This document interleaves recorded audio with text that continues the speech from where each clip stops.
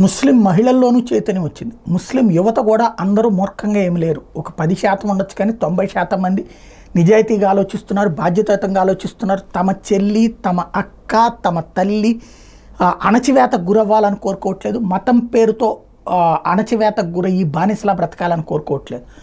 అందుకని వాళ్ళందరూ ఇప్పుడు ఒక వీడియోని వైరల్ చేస్తున్నారు.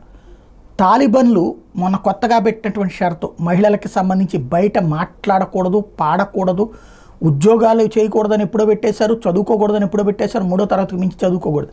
ఇప్పుడు తాజాగా బయట మాట్లాడకూడదు, పాడకూడదు, ఇట్లాంటి కొత్త షరతులు పెట్టినటువంటి నేపథ్యంలో టోటల్గా ముఖమేగా శరీరంలో ఏ పార్టు బయటకు కనబడడానికి వీల్లేదంటూ ఆదేశాలు జారీ చేసి దాన్ని ఏమైనా తేడా చేస్తే శిక్షించడానికి మొరల్ పోలీసుని ఏర్పాటు చేసినటువంటి నేపథ్యం.